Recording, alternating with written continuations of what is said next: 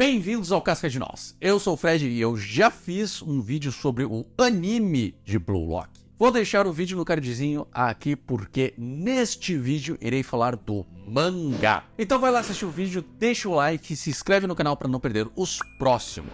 Agora que estou em dia com o mangá e já acompanhei o lançamento dos capítulos por algumas semanas, eu posso dizer: o mangá é melhor. Digo isso com a certeza de alguém que estudou tanto animação quanto quadrinhos. Não que o anime seja ruim, pelo contrário, é uma bela de uma adaptação. Mas o mangá faz algo que o anime jamais conseguiria fazer. Então apenas adaptar o material seria como se alguém tentasse transformar Star Wars num livro. Não é a mesma coisa sem os wow. Mas vamos lá, o que faz o mangá ser melhor que o anime? O autor utiliza diversas técnicas de quadrinização e layout para criar tensão e expectativa. E as suas armas principais são a virada de página e as páginas duplas. A virada de página funciona da seguinte maneira: no último quadro da página anterior, você coloca algo para criar um mistério ou criar algum tipo de expectativa ou um suspense, criando a vontade no leitor de querer virar a página o quanto antes. Essa técnica deve ser administrada em todas as páginas. Isso mesmo, todas as páginas.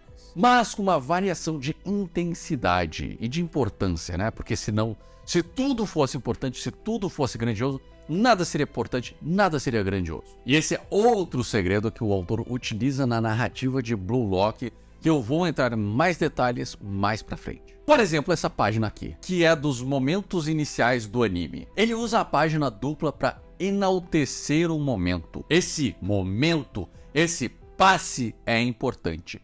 Ele ocupa 2/3 das páginas. Além disso, a bola invade o quadro seguinte, guiando o olhar do leitor e dizendo pra gente: ó, esse momento é importante aqui. E no quadro antes da virada de página, o colega chuta. Será que ele vai fazer gol? Será que essa foi a decisão certa? Vire a página para descobrir. Mas como essa cena foi montada? Se formos na página anterior, veremos uma escalada da tensão narrativa. Temos 4 quadros que variam de tamanho. Essa variação serve para aumentar ou diminuir a velocidade e tensão. Quanto maior o quadro, mais tempo o leitor fica nele. Quanto menor, mais rápido o tempo parece passar. Isso porque temos menos informações nos quadros menores. Além disso, o quadro maior, o de cima, é uma visão de longe. Estamos distante do que está acontecendo. E olha como o autor administra isso à sua atenção. Ele vai aproximando a câmera e mudando o ângulo. Primeiro o campo inteiro, depois um close no técnico com linhas de ação que aumentam a tensão e o pacing narrativo. Um plano de detalhes nos olhos do protagonista que nem vimos o rosto ainda, num quadro super estreito e com formato triangular, que dá mais dinamismo à leitura. Então, um close no pé com a bola se movendo para o canto do quadro, fazendo nossos olhos irem para a borda da página. E vira, vai, vira essa página, vai, vira logo que eu quero saber o que vai acontecer. Ele fez gol, ele não fez gol? O que aconteceu? É isso que esse último quadro está dizendo. E a pergunta fica: ele passou? Isso foi um chute? E então, bum! A página dupla que falei antes. Eu dividi a análise dessa forma para mostrar para vocês como a página por si só não tem o mesmo impacto que toda a construção da cena. É uma quebra de expectativa, pois essa era para ser a cena do gol. E justamente por quebrar essa expectativa que o autor consegue a nossa atenção. Que aula! E o autor faz isso moderadamente.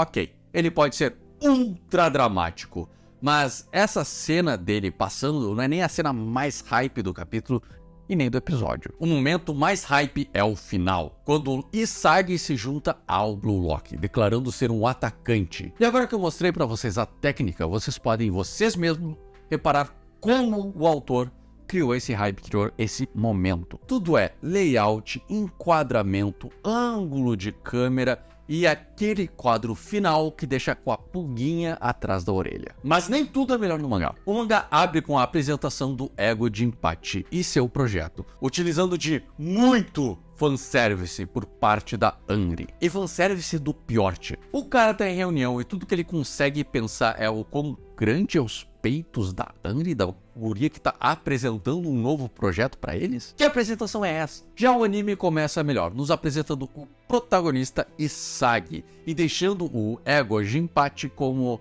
um ser misterioso, alguém com quem a gente deve descobrir. Porém, o mangá faz um trabalho muito melhor de criar expectativa. Isso porque o autor abraça a mídia dos mangás, enquanto a animação acaba segurando os momentos de tensão que geram essa expectativa. Para exemplificar, eu vou usar essa cena aqui do episódio 4. Capítulo 11, volume 2. Time Z contra time Y. Um momento nada demais, mas que é a primeira curva de tensão. Ou seja, daqui pra frente é só pra cima e não para mais. Usando a técnica de virada de página que eu expliquei anteriormente, vocês podem ver como o autor controla o pacing e a tensão da curva narrativa. A cena começa com Gagamaru passando pro Isagi para depois receber a bola de volta no momento mais oportuno.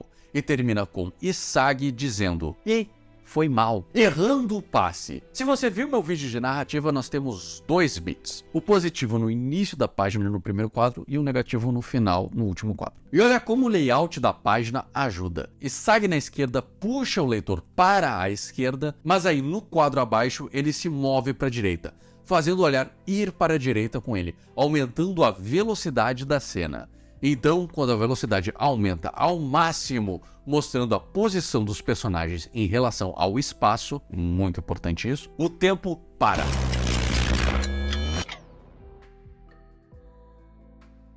Por um único quadro, que é o do Isagi errando o passe. E a bola saindo do quadro representa muito bem esse erro, pois apesar dela guiar o olhar para cima, ainda temos um quadro embaixo, tendo que voltar o olhar. Ou seja, Isagi errou o alvo. Mas na cena seguinte vemos que Gagamaru alcança a bola. Primeiro com um quadro estabelecendo a distância entre ele e a bola, e então outro que enfatiza o esforço e impacto que Gagamaru teve que fazer para alcançar, estendendo o tempo de ação, já que a bola estava longe. Foi um baita salto, uma breve reação do Isagi e o quadro que prepara a virada de página. Será que foi gol? E virando a página, vemos que não. Agora vamos ver como o anime adaptou essa cena para o audiovisual. Começando pela música, que acompanha a ação com um som pesado e frenético. Tudo para aumentar a nossa expectativa. Porém, a cena para por um momento. Nós não temos nem ação e nem diálogo entre os personagens. Eles só estão ali parados. Mesmo com a música dizendo vai, vai, vai, vai, vai, os personagens só não vão.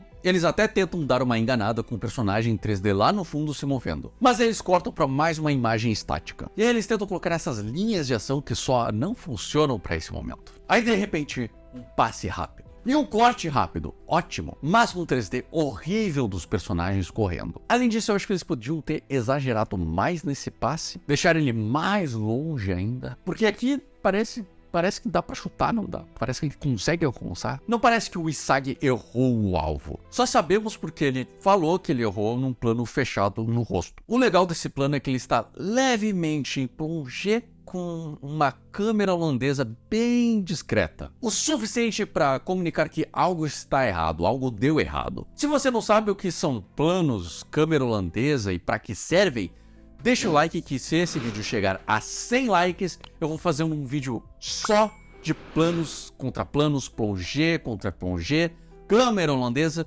e para que serve cada instância. Em seguida, um breve corte da pisada do Gagamaru, com um efeito sonoro para dar um impacto auditivo do esforço que é dar aquele salto.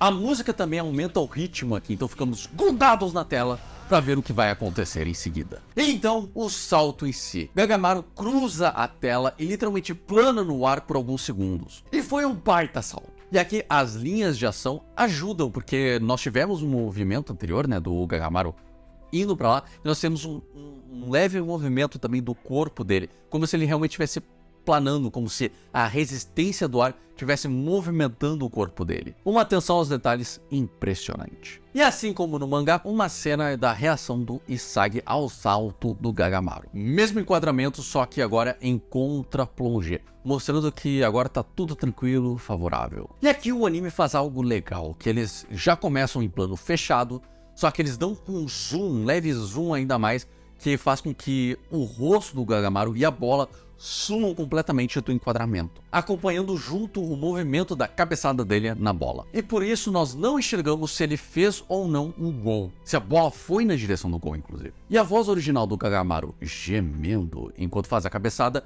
vende ainda mais a ideia de que ele tá fazendo um esforço enorme pra dar aquela cabeçada. E a música chegando no clímax, a bateria não para, só pra então o goleiro defender e o Gagamaru se arrastar no chão. Com o rosto e tudo, enquanto a gente escuta a música murchar antes de chegar no clímax. Então, podemos ver que o anime não fez um trabalho ruim, é uma boa adaptação. Apesar dos problemas de produção e as limitações da mídia, eles conseguiram criar um momento, uma cena empolgante e com um bom timing cômico. Inclusive, falando do timing cômico, a comédia no anime foi melhor que a do mangá justamente por conta da música, né? O toque da música murchar enquanto o Gagamaru desliza, né? Porque o goleiro defendeu, é sensacional. Mas o mangá continua sendo melhor no que a cena queria fazer, que é construir a curva de tensão enquanto cria um ciclo de tentativa e falha. E por falar em tentativa e falha, esse é o outro segredo de Blue Lock. Ele é basicamente tentativa e falha o mangá. E Isagi é o protagonista perfeito para essa história. Porque qual é a verdadeira mensagem por trás desse mangá? Eu não darei a resposta para vocês, eu apenas darei as peças.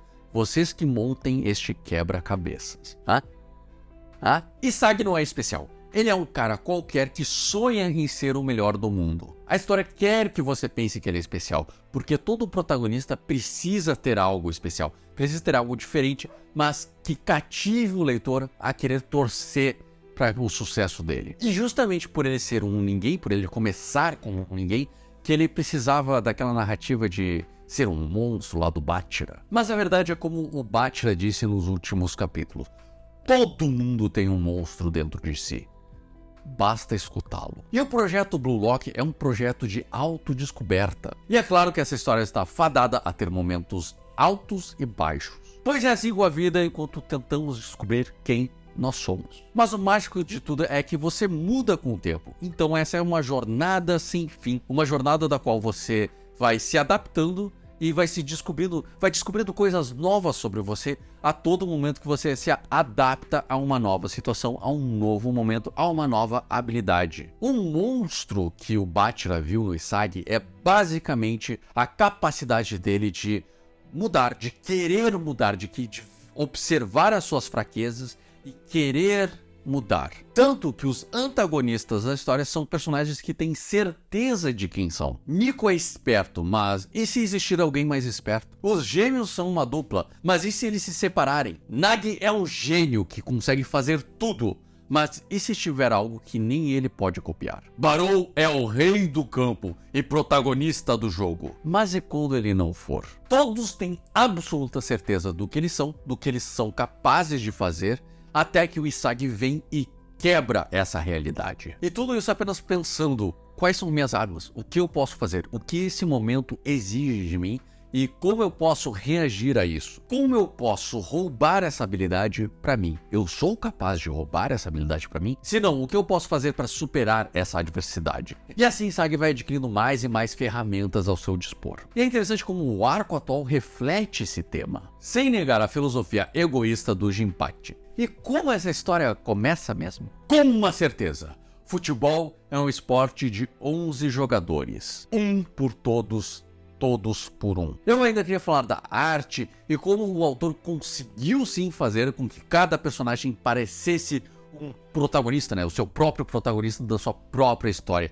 Isso a partir da segunda tentativa, né? Dos segundos testes, da segunda etapa. Porém, o Bruto aqui já passou de 52 minutos. Então, ou eu errei demais na gravação, ou eu fiz um roteiro muito longo. Por que não os dois? Então, se você quiser ler mais sobre as minhas análises desse mangá incrível, de um dos melhores mangás de esporte que eu já li nos últimos tempos, considere se tornar um apoiador. Eu vou disponibilizar o texto de graça, até porque eu acho que não faz sentido eu cobrar para vocês, né, lerem as minhas análises que eu faço aqui de graça pro YouTube, ou entre no servidor do Discord, onde a gente pode debater também esses temas, conversar sobre aspectos técnicos de narrativa, de arte, de layout, de quadrinização. Mas, se você quiser ajudar o canal a crescer diretamente, você pode doando apenas R$1 lá no Apoia-se. Se 1000 pessoas doarem R$1,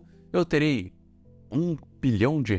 Mas se você não quiser dar dinheiro, você pode ajudar bastante apenas compartilhando esse vídeo com os amigos. Muito obrigado pelos likes, pelos comentários, eu sempre tô lendo os comentários, e por terem assistido o vídeo até o fim. E lembrem-se, as árvores somos nossas.